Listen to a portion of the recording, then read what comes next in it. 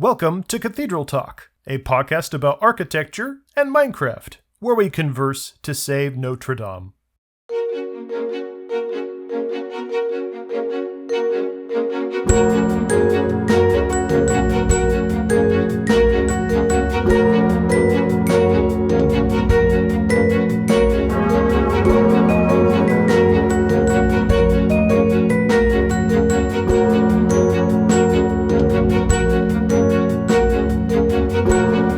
So I wanted to actually start off today with really more of an anecdote of what I thought was going to be an apology and then turned out to be a vindication for myself. Oh, this isn't good. You see... He didn't include this in the topic list because he wanted to dunk on me without any chance to prepare a rebut. Yep. You should have been prepared for that. So I said in the end of the first podcast that Paris was a much bigger city than Rome. And I used it as a sort of culminating point in my argument why Notre-Dame should be receiving more tourists. And then just sort of randomly, like a couple weeks later, I was like, I'm pretty sure that's true. Let me look that up again. And then I looked up and Google gives me an answer that the city of Paris has a population of 2.1 million. I'm like, that's a little bit smaller than I thought. And then I look up Rome and it says Rome is 2.8 million. And I'm like, uh-oh. So I then was like, okay, is that just like central Rome and central Paris? And I sort of had like one of those moments where like I knew that that couldn't be the exact answer, but every time I tried to find the right answer, I just couldn't find it. So I sort of then left thinking that I had made a big blunder on the internet and that I have been wrong in front of lots of people. And so I was about to come on here with the apology saying that actually it turns out maybe Paris isn't quite as bigger than Rome as I thought. But then, just before tonight, I sort of looked up the numbers again, and I found the proper way to look this up. I was looking for the size of metropolitan Rome and metropolitan Paris. And once I looked those numbers up, those numbers are much closer to how I represented them in podcast number 1. According to self-reported statistics on Wikipedia that Zack totally endorses, Rome is about 4.3 million people in the metropolitan area, and Paris is 12.6 million people in the metropolitan area. So my argument that Notre-Dame should be just receiving more people because Paris is a bigger city holds water. Does it? I mean, you've stated two separate sets of data, and then you've implied that should be some sort of correlation or causation between the two of them, but you have made no effort to actually make that link. You've also implied that the correct data is the one that justifies your position, and that clearly the data that was incorrect is, or at least by your stance, is the one that we should reject. Okay, well, I mean, they are technically self-reported statistics, but we're starting to look at governmental bodies that are reporting on their capital cities. So if you want to dunk on them for, not having a third party appraisal. I'm not saying that they're inaccurate. I'm saying that the claim that just because one city has a higher population, therefore its monument gets more tourism, that's fallacious. Well, I can also give you one other data point here in that I looked up how many international tourists Rome receives versus how many international tourists Paris receives. And again, there's a lot of variation here. And it's hard to differentiate sometimes between international tourists and just regular day trip tourists, just from the local population. Domestic tourists. Domestic tourists. Thank you. But Rome seemed to be having, at least in recent years, international tourists of about 8.8 million per year, whereas Paris was having 17 million per year. So again, if you're bringing that many people in who are coming with the expressed purpose of visiting all the famous stuff in the city, that's really what I think kind of clinches that argument. Where did you claim this second set of data is from? So this was... I actually had it written down, and I'll have to go looking for it again. Got lost in the mail. So this data comes from a piece of paper that you're staring at. Well, I mean, look, it was from a reputable source on Wikipedia. Now, Now, I'm realizing for the purposes of intellectual consistency, I probably should side with you on here because I know Mom is listening. And Mom needs to understand that Wikipedia can be a reputable source. As much as I want to poke at you, I'm going to choose to side with you in this one. Oh, thank God. Okay. I don't even know what we're talking about anymore.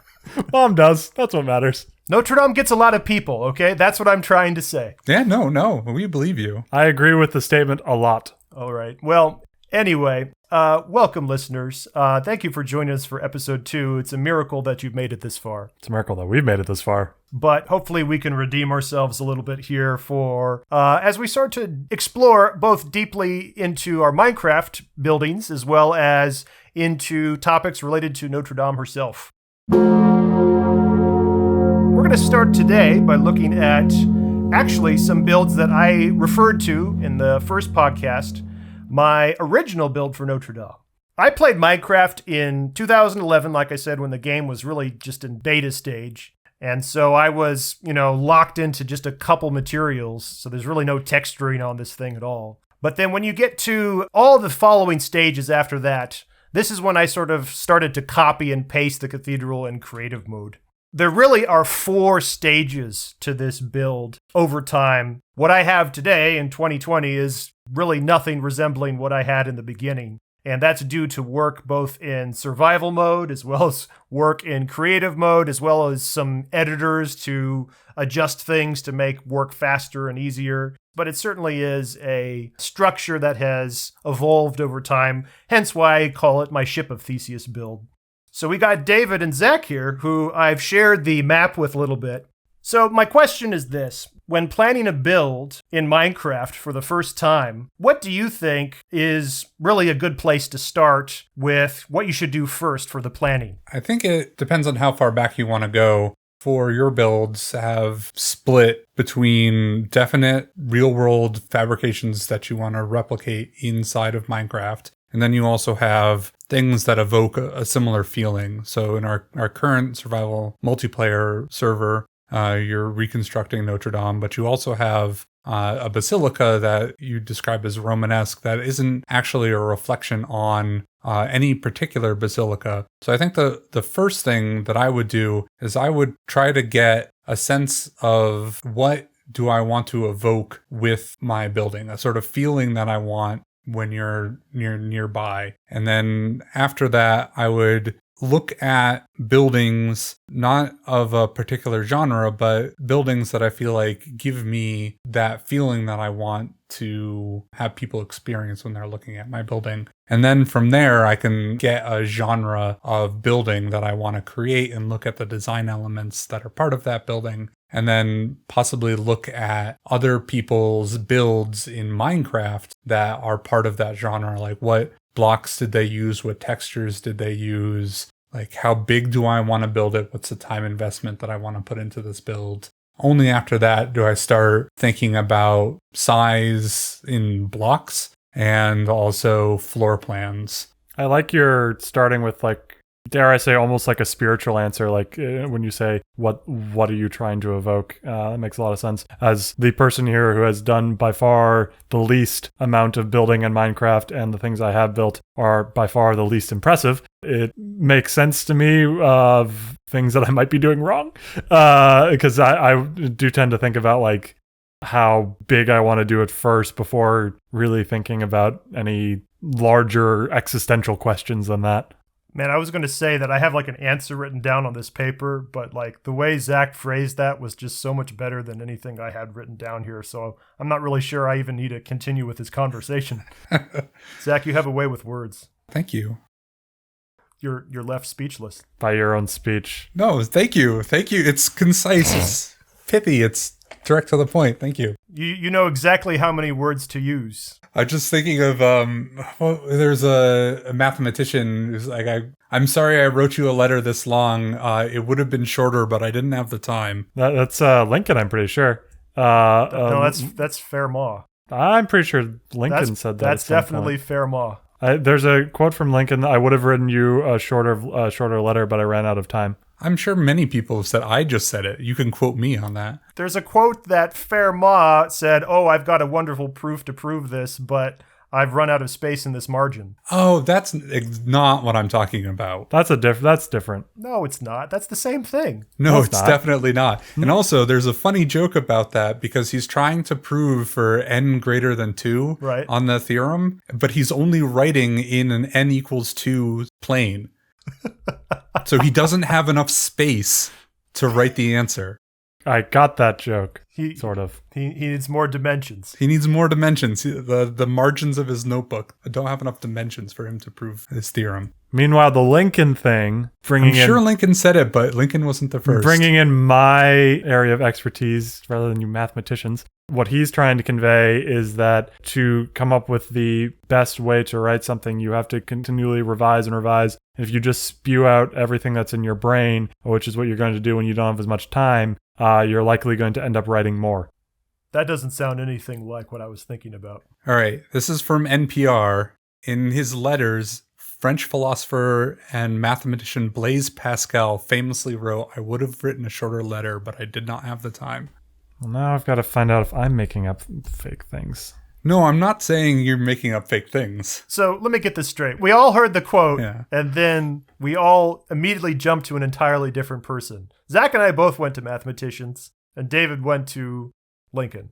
I guess that pretty much sums up our personalities right there. Yeah, that's about right. Okay. Well, Here's an article on Quote Investigator that attributes this quote to like 6 different people, none of which are Lincoln. So, Right. My claim has always been a lot of people have said it. It's a good line. You're going to find it quoted everywhere. this was the opposite example, or maybe this was the exact example of that quote in practice, by the way, because we just wasted a lot of time and said very little. Brevity is the art of wit. No, soul of wit. Not on this podcast. so speaking of brevity, floor plans. Floor plans. Floor plans. Brevity is the soul of wit. I need to get that out. Okay. Not the art of wit. Building off of really where Zach took that, because I really pretty much agree with you. You need a centralizing theme that's going to focus your attention on your build. I think the way I would phrase it, probably less eloquently, is that you need to pick the one most important feature about the build that needs to be perfect. And then once you decide on what that one feature is, you're going to have to build everything else around that one feature that probably will not be perfect, because Minecraft is a game of constraints. You know, you've only got so much depth, so much detail, so much you can squeeze in per cube. And so as long as you can get that one thing perfect, as long as it's the most important thing to you, the builder, then you'll be happy how the thing turns out. In the example of Notre-Dame, the west facade, the 2 towers, the rose window, the 3 portals, that's the most iconic part of Notre-Dame. And when building that in Minecraft, I want to make sure that that looks as good as it possibly could. And so that means that's the first thing I'm going to design when I'm trying to build this. So it's actually not the floor plan that I do first, but once I get that feature sort of planned out on a spreadsheet, I say, all right, now we're going to need to squeeze in a floor plan that fits this thing that's perfect. And then all the other details will then just sort of have to fill in around it. Okay. Makes sense.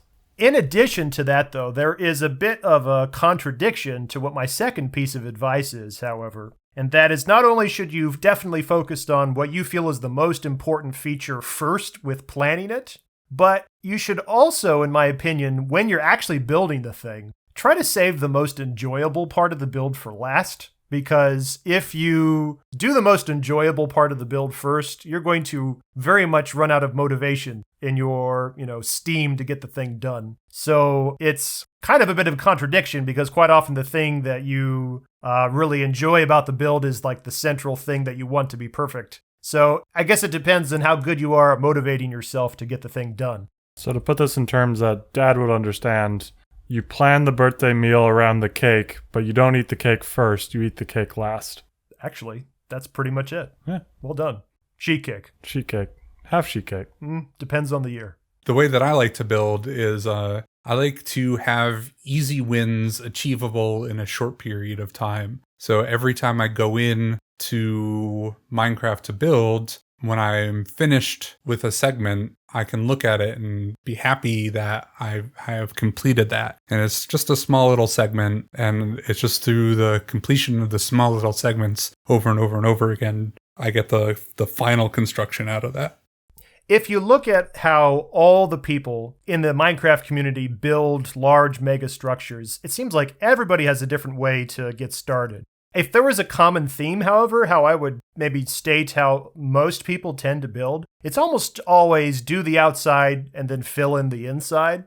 And I think generally that's probably understandable because I think to most people, we identify with buildings the most from their exterior rather than their interior. And I think that that is often where people run into a lot of trouble because the inside is intricate and fits neatly together with everything that's happening on the outside.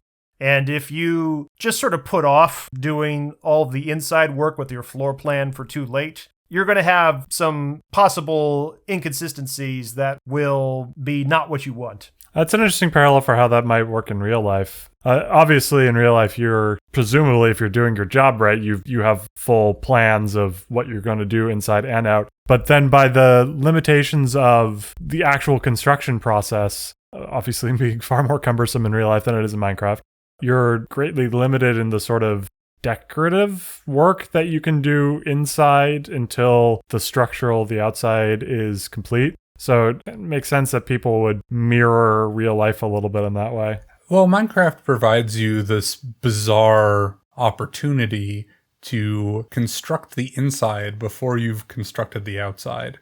That may be difficult to think of because it doesn't have a parallel in real life. Right. But if you had some sort of interior feeling that you wanted to evoke when you're inside of it, then you can make the interior first and then construct the thing around it. I don't think that's too hard to think about in Minecraft, especially when you're talking about like industrial builds of farms and stuff. So you say like, I want to make a creeper farm or something like that, and it's got some constraints on how you construct it. And then once you've built it, it's this ugly redstone mess. And then you say, this is a blight on my world. I want to make this look nice. And then you construct the shell outside of it or around it. Sorry. And so that's something that Minecraft allows you to do that, like, it's like, I want to make an art museum. And then you just like start putting up some drywall and you just start like banging some nails in to hang the frames. And then the rain comes and destroys all your paintings. And you're like, I should really build a roof at some point. That doesn't make any sense in reality, but it is something that you can do inside the game. The interesting thing about Gothic cathedrals like Notre-Dame, though, is that they really are built from the inside out, that it's all about really the skeleton of just the bare bones columns and vaults and flying buttresses that hold all the basic pieces together, and then they just stick a roof on top of it. That's probably a very different way of thinking about it than really with any other kind of building where you're going to build complete walls where you just then, carve a hole in for a window or something, because it just works very different for cathedral design. You're not going to put the pews and the altars and the organ in before you put the roof in. Oh, no, of course not. But in terms of the structure of the interior building itself. Do you follow that when you do your building? Do you save the roof for last just so you can feel a little bit closer to your 15th century version of yourself? Oh, David, you hit the nail right on the hammer. You hit it, David. This has been a great day for metaphors. We've been really spot on in all of our metaphors. We should start adding like metaphors. Is metaphor even the right idioms? I think I got the word. I don't think metaphor is right there either, just to continue the trend. Yeah, that is an idiom. Maybe by like episode 20 or 30, we'll have Dad come in as a guest star and explain metaphors to us. So, yes, I very much enjoy living that fantasy of pretending to be that builder from the Middle Ages who's really building the cathedral as a master builder of the Middle Ages would have. By himself with no help. Quarrying all that stone and then hopping up and down on large mounds of dirt. But in terms of sort of the stages of the cathedral, I tend to try to build them usually in the same stages that the real things would be built in, usually choir first, ambulatory, chevet. I'm going to need more We're going to talk about vocabulary for cathedrals. Yeah, thank you. Yeah, we're going to talk more about all the vocabulary of cathedrals in a future episode. But basically what I described is usually, especially these French cathedrals, they really have the east end and the west end. The west end we've talked about a lot is usually the end with the portals and the towers, the front usually. The east end is usually where the high altar, the choir sits, where the most holy part of the structure is. Usually that's built first because out of practicality, since the cathedral is usually going to take 100 years to build, they said, well, look, we want to be able to use this thing before it's done. So can we build like the part where the most important people sit, the clergy? And I should also say that works out with the philosophy that I had stated earlier, because by building this part that I called the choir and the ambulatory and the apse, that's usually the hardest part of any Minecraft build because that's the most circular, the most curved. And as you can guess, a game of nothing but squares and cubes and things, it's always going to be more challenging to try to replicate a curved surface. So getting the hard part done first really helps with the motivation game, because if you can get that hard part done, then the rest of it becomes a breeze. When you're articulating like your feelings and your aesthetic and how the things that are going inside your own head, I mean, it's impossible to argue that the way you are thinking is not the way that you're thinking. Oh, you think I won't try? It's like the foundation of my relationship with him. You are not thinking what you're thinking. Returning to my 1-to-1 scale model of Notre-Dame, which we've got David and Zack zooming around on, really what's most important to me about this particular build that we're looking at right now, I really intentionally built this to be a 1-to-1 scale build. I tried to get the dimensions as close as I could to the real thing. Back in 2011, I read in some book about the cathedral that the towers were like 63 meters high. And then more recently, in 2020, when I did some more reading... On Wikipedia. Sure, on Wikipedia. It then said, actually, the towers are closer to 69 meters tall. Nice. And I thought, that's great, because that gives me just enough more room to squeeze in more detail. You can mute individual audio tracks, right? Yes, Zach. Thank you. I do it a lot.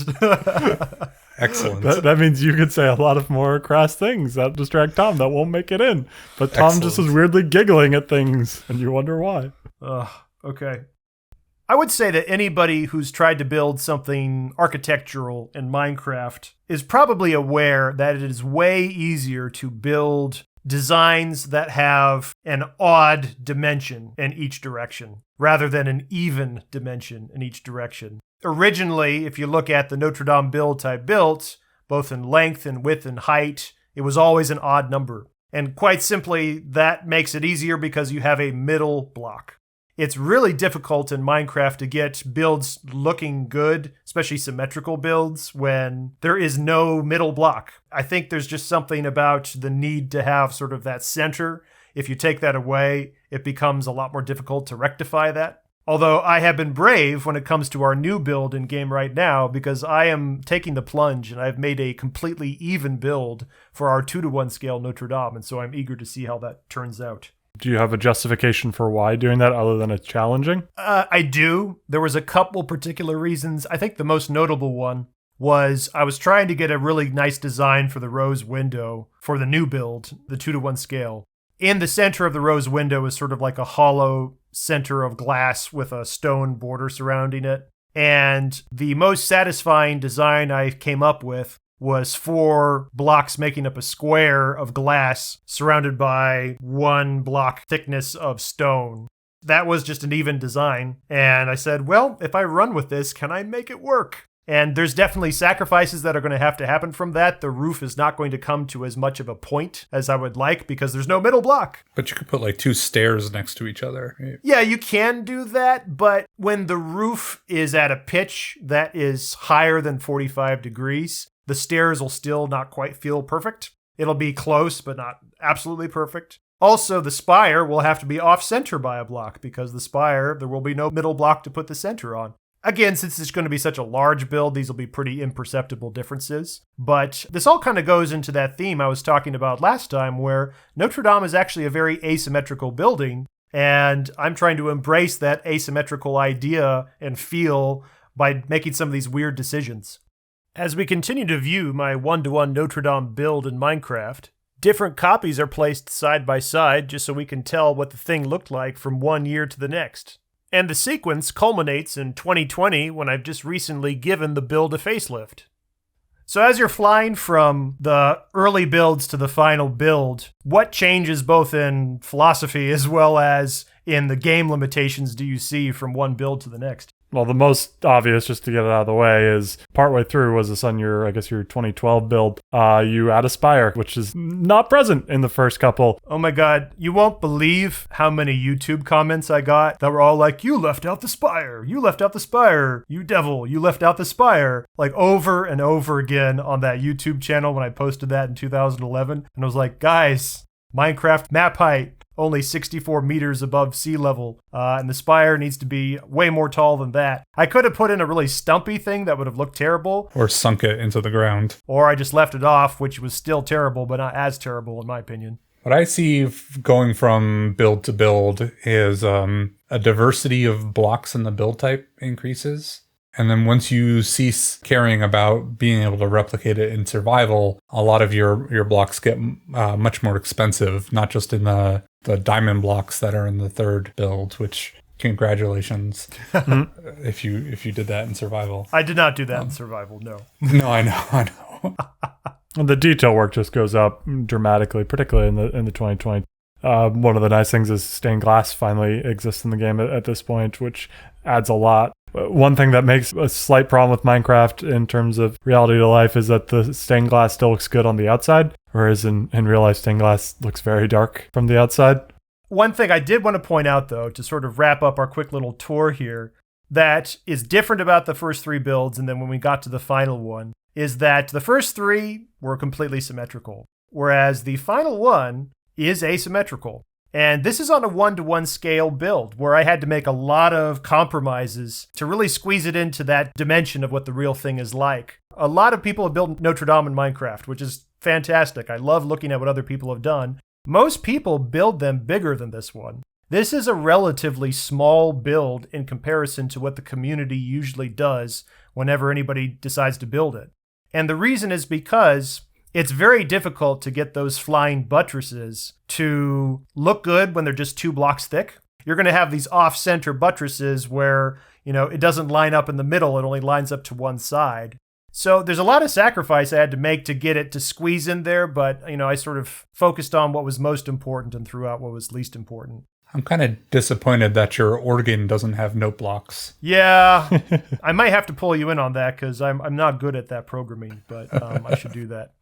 So when you look at the final build, the 2020 build, can you tell which tower is wider? I'm going to guess the left tower. Imperceptibly so, but you're right. Perceptible to one man. I thought it would be impossible to make this look good, and I'm tickled that I feel like I actually pulled it off with so few blocks, but the left tower is actually 1 block wider, and everything is still perfectly centered towards the middle without any, noticeable difference with the other tower. And that's even though the north tower is an even dimension rather than an odd dimension. Like I said, it's really difficult to do this with even dimensions because you don't have that middle block to work with. But due to the nature of the staggered staircases going up the center, you can kind of fudge it and make it look like there's a center column when there really isn't a center buttress.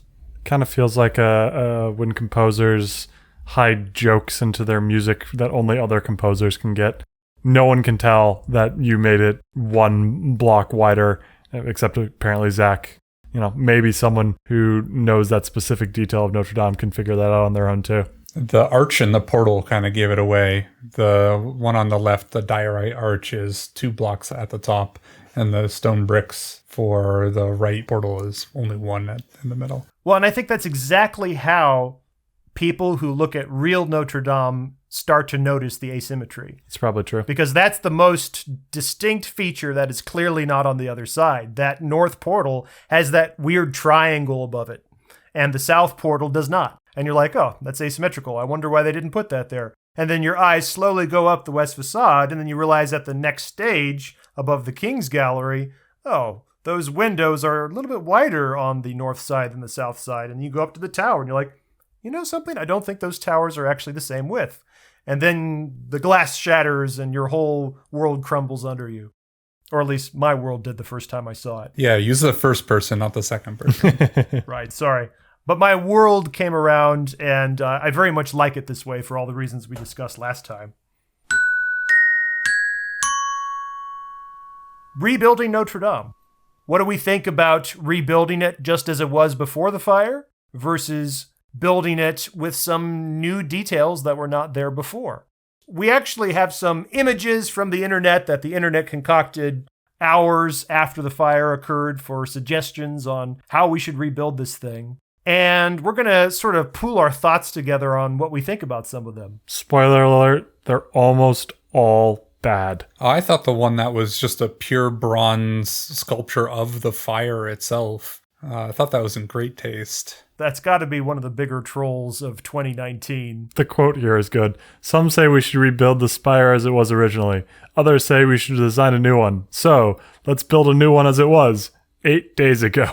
Oh no. It hurts. The day of the fire. It hurts, man. That really, that cuts me deep.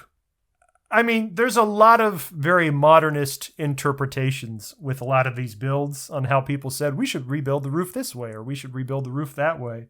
They all seem to have as a common theme glass. I think people very much interpret like glass and metal and light as very modernist feel. I think we heard similar criticisms of the Louvre, the giant glass pyramid that was outside the original museum construction. I don't know what that pyramid is called, but there was a lot of criticism that the glass was really ugly and modernist. And as far as my feeling of how people are thinking of that pyramid now is that it's actually a really nice addition to the museum. It's not something that's an eyesore. How new is that? I didn't even... Well, it's been around at least since the Da Vinci Code. Yeah, I have to say that's kind of where my start of my knowledge of the Louvre comes from too. I mean, that's literally like in, I think, the first chapter or something where they talk about, oh yeah, that thing, it's brand new and everybody hates it. So I guess we have to look up when that book was published. 2001? 2? 2, 3? 2. Somewhere around there. I think with the glass pyramid for the Louvre, I mean, yeah, I agree with you. I like it now. Did you not like it before? Well, so that's the thing. I didn't really know the Louvre very well before it was built because I was never that interested in it until I read the Da Vinci Code. I think the Da Vinci Code, since, I mean, I was like, what? I was in high school. Like, I didn't think too much about, museums at that point. And so reading that book was sort of like, oh, there's this interesting, world of art and symbology that suddenly piqued my interest. But yeah, I didn't really, I wasn't having to say, oh, I preferred it the way it was before because I wasn't familiar with the way it was before. I hadn't really, until this conversation, hadn't really contemplated that glass is considered modern in that way. I mean, my brain immediately goes to the Shard in London, which is just giant in glass, and that's pretty much its only defining characteristics. God, do I hate that thing, by the way. Yeah, and... God, do I hate that thing, by the way. I just burped, so I had to say it again. It's maybe a bit of an anachronism because Notre Dame and Gothic cathedrals, their defining characteristic that really made them new to the world, aside from some of the structural stone elements, was their stained glass, right? Yeah. Stained glass was a huge first-time innovation that had never been around before. Really, those Gothic cathedrals brought that to full force in a way that had never been done. Of course, we don't do stained glass in that way with any modern architecture. Somehow I still think of glass in terms of anything modern, and I can't quite explain why. The strength of the steel in the construction allows the structural elements of the build to be less imposing than design elements of the build. So the glass itself almost becomes structural in modern builds when you are mixing the glass and the steel in that way. And just because glass is an important design element in Notre Dame, it's not visually structural in the way that it feels like any modern skyscraper looks like when you're looking at it. You look at a modern skyscraper, it looks like it's mostly glass, even though structurally it's steel. And concrete. And concrete, yeah. Lots and lots of concrete, yeah. All of these glass suggestions for how to rebuild the roof are just not Gothic in the style, with maybe one exception. if you look at the Miysis Studio build, which is the third link I sent you, the Miysis Studio build is perhaps the only one that I could have lived with if they had decided to go this route. They still use all the glass for all the roof tilings, kind of really where the tilings in lead used to be. But there's so much metal work for the joints of the different parts of the roof and where the spire all culminates. And I think the spire in that build actually isn't really glass. The spire is really pretty much a replica of the exact same spire it was, since it was a nice blending of the old original elements with a lot of those Gothic curls and artsy doodads. It's a technical term. Yeah, mixing the glass for the tiles in the roof. I could have lived with that. However, I am pleased that they're going back to the, I'm not going to say original. I think the more proper way to refer to how they're going to rebuild it is the Viollet-le-Duc version of Notre-Dame. Because, as we have mentioned, Notre-Dame has changed much over many, many centuries of its lifetime. And I think that was the key argument that a lot of people were saying, well, we should do something new this time. We should do something new to continue in that tradition of, like it's never going to be exactly the same building, add on to it. It's a ship of Theseus. But my argument against most of these is, yes, it was evolving over time, but the key thing about Viollet-le-Duc is that he wanted to preserve the Gothic feel to be as authentic to the Middle Ages as possible with just a bit of flair. He did accentuate certain details in a way that wasn't quite authentic to the original, but he wanted it to feel medieval. He never wanted it to feel modern. And all of these builds are trying to make it feel partially modern, which doesn't work in my opinion. I think there's also something to be said here about how a cathedral fits in the moment in history that it's in. Massive cathedrals like Notre Dame are ahead of their time in so many ways compared to anything else that we were building at that time. So really, they're kind of the future. Today, something like Notre Dame is totally of the past. Like, we have more than surpassed that sort of building style in skill and technical ability as a human species at this point. For centuries, you look at this like, that's an incredible feat of human ingenuity. It would be amazing if at some point, we could design things like that in the rest of our lives. Whereas today, now we look at that like, that was incredible that they could do that back then. We're way past that now. And so trying to put that same sort of evolving mindset onto it and keep it, quote, quote, modern doesn't really work in the way that it would have worked in centuries past. Because the cathedral isn't about the future in the way that it was for all of that time.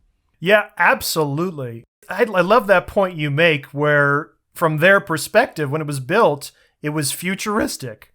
I mean, can you imagine Bob the monk telling Bill the Fletcher that, man, look at that space-aged cathedral, right?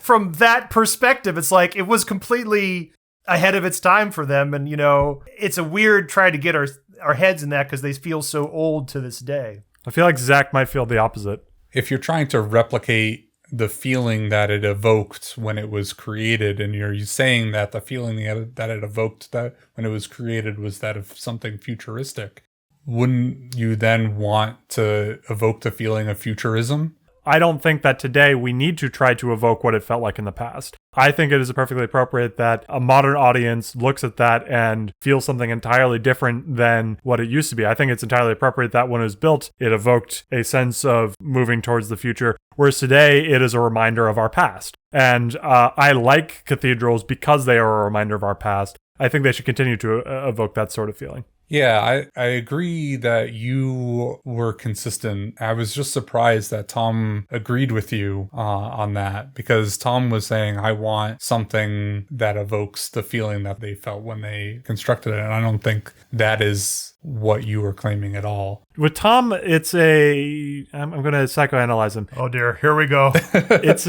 He's an interesting traditionalist. How you interpret traditionalism is very different if you're trying to keep it traditional, but from the perspective of looking back historically, or do it from the I don't like where this ended.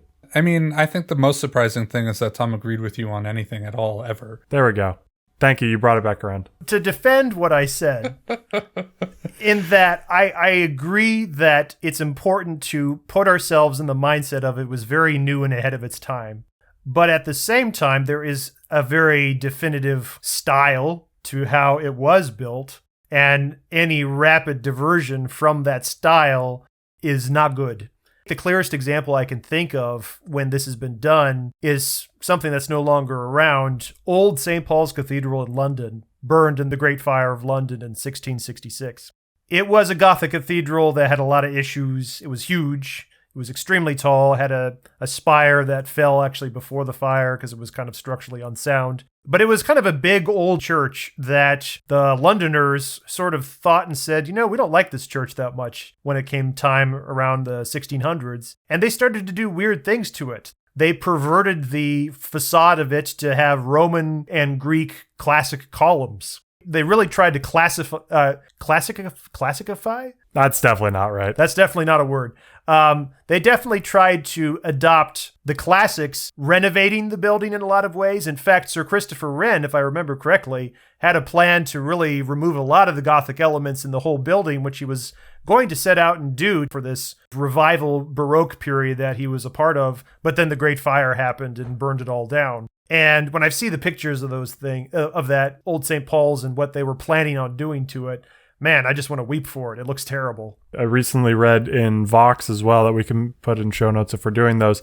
Our impression of what things looked like in the past was also frequently wrong. A great example is when we see statues, like white marble statues that we associate with the Roman style. That is completely, from our understanding, completely inaccurate of what it would have looked like in the times of Rome when those statues were everywhere. They were all painted. They were incredibly colorful. Our association with them as stark and white is a modern lens. Looking back, I forget what, presumably because it just wore off over time, but then it got reimagined as that is how it was. And so you have to be careful about trying to impose what we think it would have been back at that time out of a false sense of traditionalism. The French government has decided to rebuild Notre-Dame in the Viollet-le-Duc restoration just before the fire, but that is still very nebulous in terms of materials. Clearly, they cannot sheathe the entire roof in lead again. I mean, they could. No. But, why would they want to? They cannot do that for all sorts of obvious reasons. Well, then what do you do to replace the lead this time? Uranium. You're already approaching this from a point that you're not going to be able to rebuild it exactly as it was. You're going to have to pick some different things. And then when you decide to pick some different materials, then that sort of opens up the creative window a little bit to say, okay, well, we are doing something different here. Can we do something subtly different right here too? As they go, they're going to have to constantly assess themselves. And I'd really like to know what their process is for that assessment. I really like and gravitate to your desire for them to use a consistent style. It shouldn't necessarily matter what materials you're using.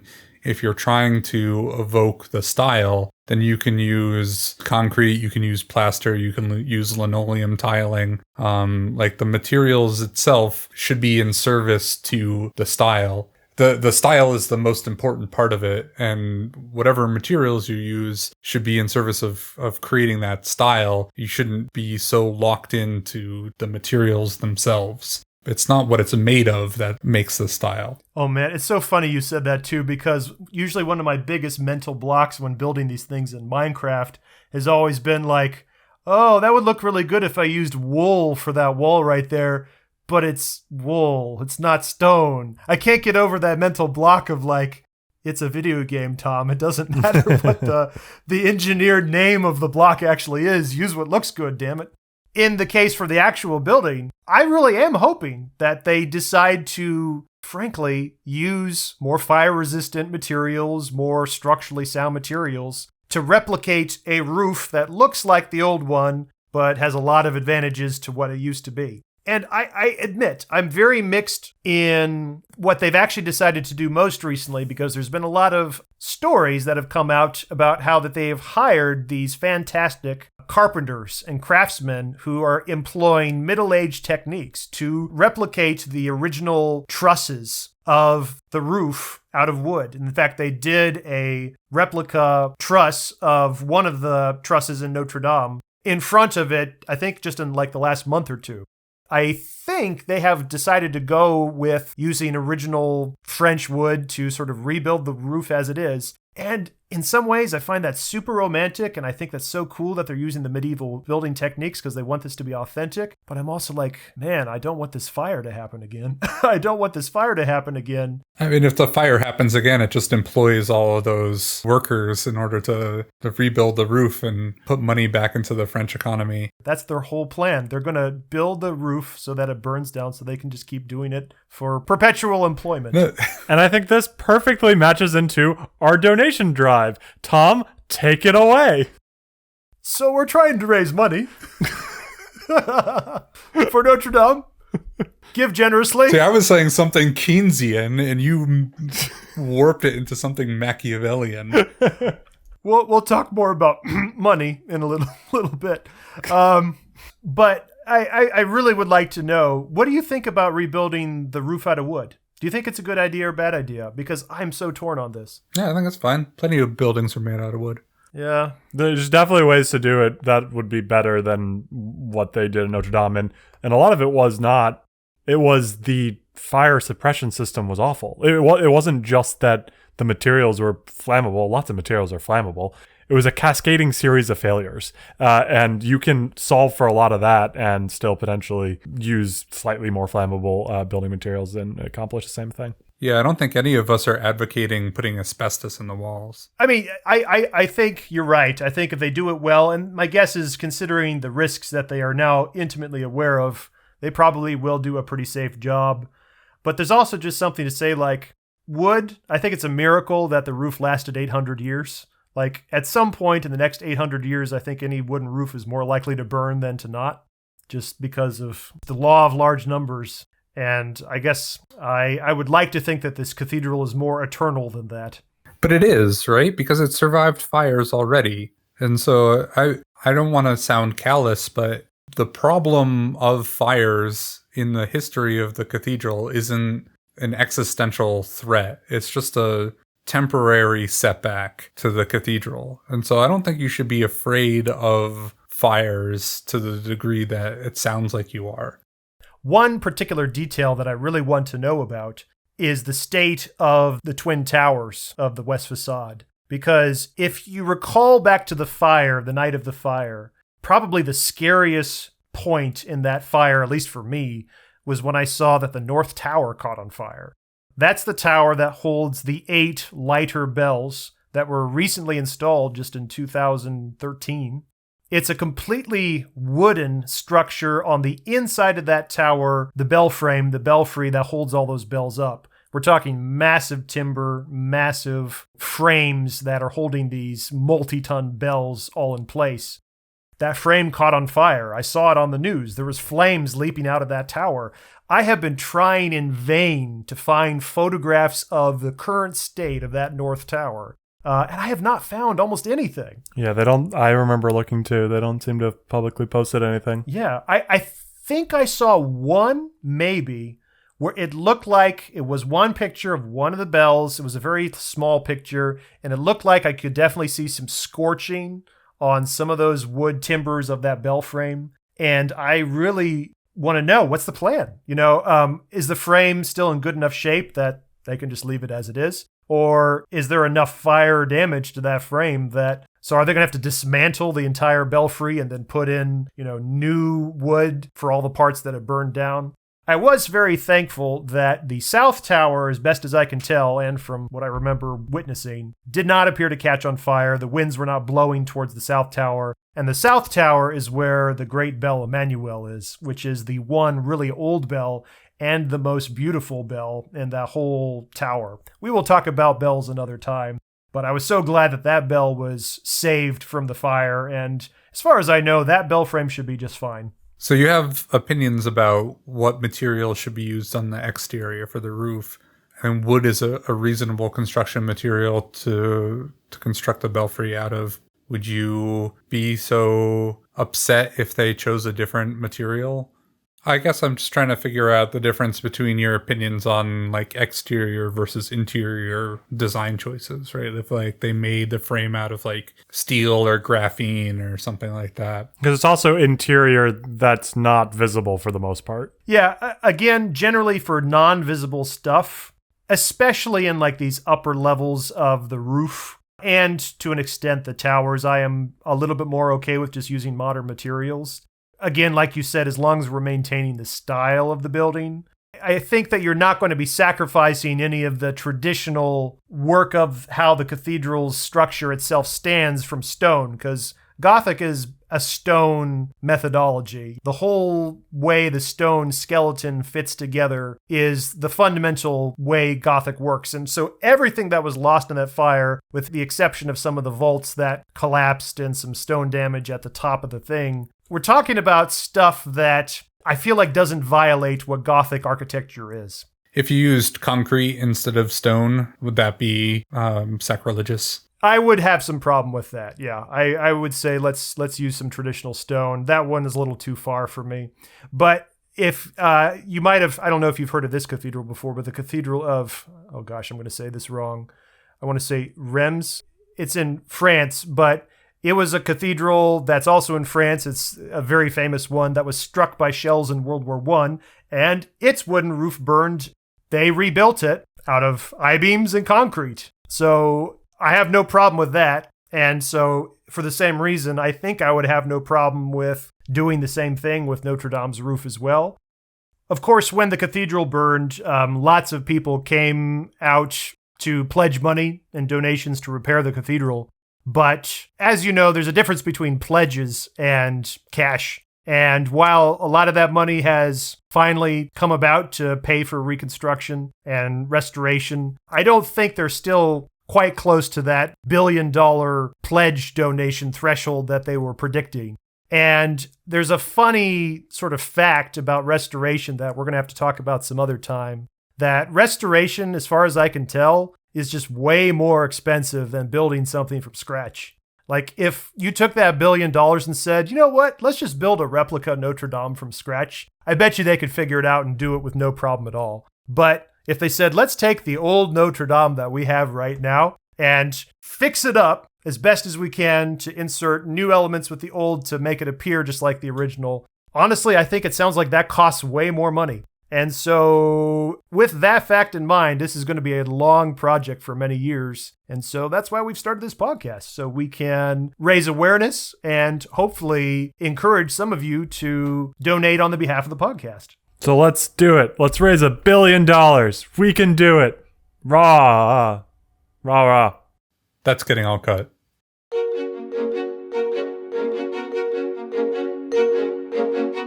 That's it for now. Check out our podcast website at cathedraltalk.fm. There you will find many architectural visuals and Minecraft goodies. If you would like to support our efforts here at Cathedral Talk to aid in the restoration of Notre Dame, please use the direct link on our website to donate to friendsofnotredamedeparis.org. Friends of Notre Dame is a non-profit organization that is leading the international fundraising efforts to rebuild and restore Notre Dame Cathedral. By donating to them through the link at cathedraltalk.fm, we'll know that our podcast is reaching new patrons.